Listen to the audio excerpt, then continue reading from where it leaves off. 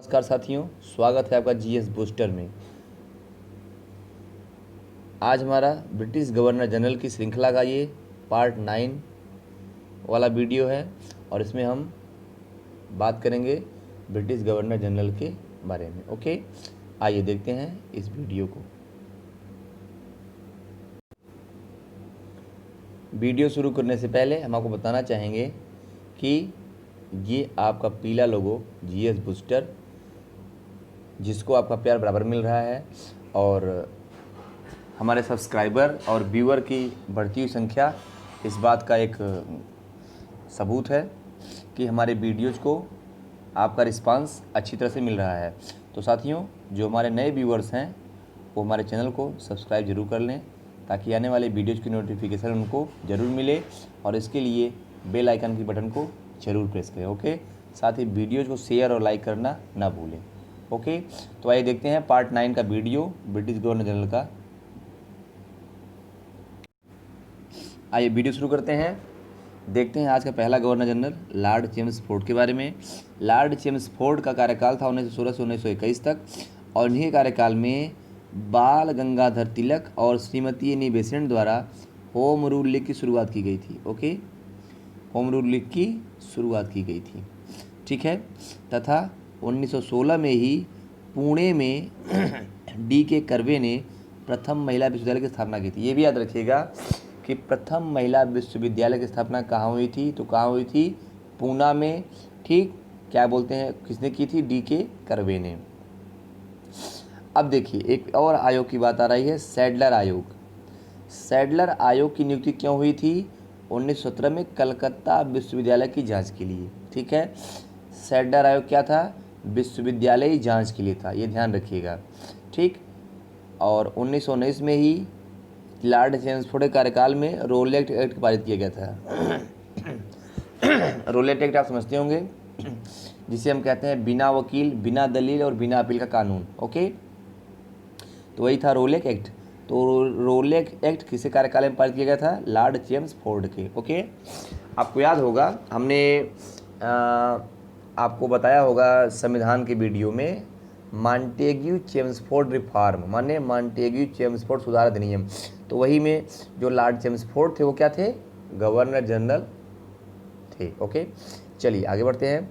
1919 में ही जलियांवाला बाग हत्याकांड हुआ था, किसी कार्यकाल में, चेम्सफोर्ड के कार्यकाल में। ठीक है, इसकी डेट आपको याद होगी 13 अप्रैल 1919। ओके, इन्हीं कार्यकाल में खिलाफत आंदोलन और असहयोग आंदोलन भी शुरू किया गया था। ओके, चलिए आगे बढ़ते हैं। अब देखते हैं लॉर्ड रीडिंग के बारे में। लॉर्ड रीडिंग 1921 से 1926, यह यहूदी धर्म से संबंधित गवर्नर जनरल थे। ओके, इन्हीं के समय में 1922 में कारखाना अधिनियम यानी फैक्ट्री एक्ट पारित किया गया था। 1922 में विश्व भारती विश्वविद्यालय ने कार्य करना प्रारंभ किया, जिसकी स्थापना रविन्द्रनाथ टैगोर ने की थी। माने लॉर्ड रीडिंग के समय ही रविन्द्रनाथ टैगोर द्वारा स्थापित भारतीय विश्वविद्यालय ने कार्य करना प्रारंभ किया। 1923 में प्रशासनिक सेवाओं में उम्मीदवारों के चयन के लिए दिल्ली और लंदन में एक साथ परीक्षा की व्यवस्था की गई। ठीक है, ये भी क्वेश्चन आता है कि किस गवर्नर जनरल के कार्यकाल में प्रशासनिक सेवाओं में चयन के लिए भारत में और ब्रिटेन में एक साथ परीक्षाएं स्थापित की गई या व्यवस्थित की गई, तो लॉर्ड रीडिंग के कार्यकाल में। ओके, अब देखिए आपने सुना ही होगा RSS, राष्ट्रीय स्वयंसेवक संघ। ओके, तो राष्ट्रीय स्वयंसेवक संघ की जो स्थापना हुई थी उसकी स्थापना किसने की थी, केशव बलिराम हेगड़े वार ने कब की थी, 1925 में। कहाँ की थी, नागपुर में। तो अगर ये भी क्वेश्चन आए कि RSS की स्थापना किसने की थी, कब की थी, कहाँ की थी और किस गवर्नर जनरल के कार्यकाल में की थी, इसको भी आप याद रखिएगा। ठीक है, चलिए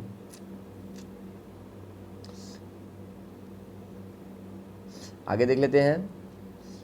इन्हीं कार्यकाल में 1925 में 9 अगस्त को काकोरी का कांड हुआ था। काकोरी कांड जिसमें रामप्रसाद बिस्मिल शामिल थे। तो काकोरी कांड भी कब हुआ था, लॉर्ड रीडिंग के ही समय में। ओके, चलिए अब देखते हैं लॉर्ड इरविन को। लॉर्ड इरविन 1926 से 1931। ठीक है, अब देखिए लॉर्ड इरविन के कार्यकाल में 1927 में साइमन कमीशन की स्थापना हुई और 1928 में साइमन कमीशन भारत आया। ठीक है, आपको पता होगा कि साइमन कमीशन का बहिष्कार भारत में किया गया था।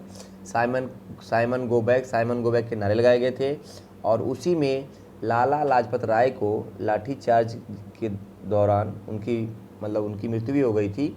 ठीक है, तो साइमन कमीशन किस कार्यकाल में भारत आया था? लॉर्ड इरविन की। कृषि विकास के लिए माने एग्रीकल्चर डेवलपमेंट के लिए रॉयल कमीशन गठित किया गया था। कब? 1926 में। आपको ये भी याद रखना है कि रॉयल कमीशन का गठन कब हुआ था? 1926 में हुआ था। क्यों हुआ था?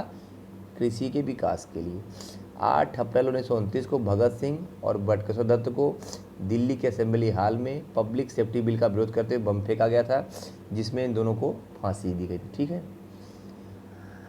तो 1929 में लाहौर षड्यंत्र केस में गिरफ्तार जतिन दास ने 64 दिन की भूख हड़ताल के बाद जेल में प्राण त्याग दिए थे। ठीक है, कब त्याग दिए थे? लॉर्ड इरविन के कार्यकाल में। ओके, चलिए अब देखिए एक और इम्पॉर्टेंट फैक्ट है कि लॉर्ड इरविन के ही कार्यकाल में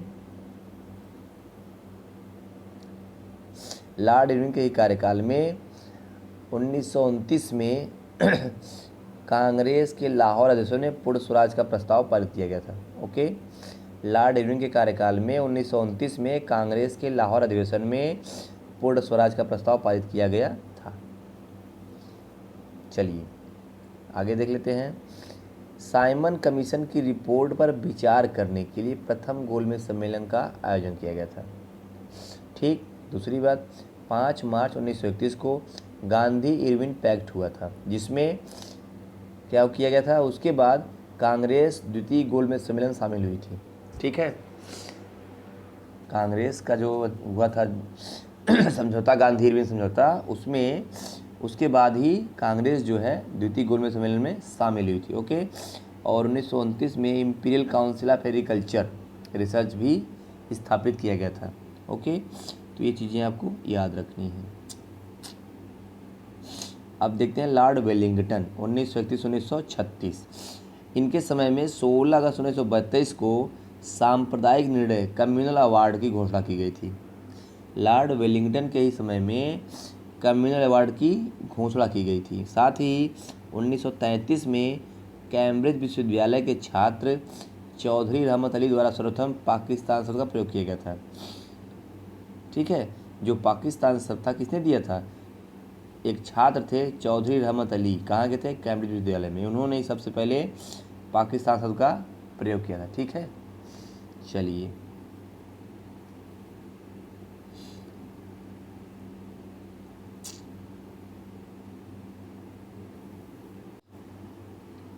तो ठीक है साथियों, आज का हमारा वीडियो यहीं पे समाप्त होता है और नेक्स्ट वीडियो में जो कि हमारा पार्ट 10 होगा वो ब्रिटिश गवर्नर जनरल की श्रृंखला का आखिरी वीडियो होगा और उसके बाद हम इससे जुड़े हुए MCQ भी कराएंगे। ठीक है साथियों, तो आज ये हमारा रहा पार्ट 9 और नेक्स्ट वीडियो में बात करेंगे पार्ट 10 की, जो कि ब्रिटिश गवर्नर की श्रृंखला का आखिरी वीडियो होगा।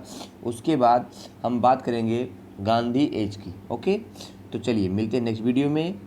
तब तक के लिए शुक्रिया, थैंक्स फॉर वॉचिंग, और आप खुश रहिए, मस्त रहिए, आबाद रहिए।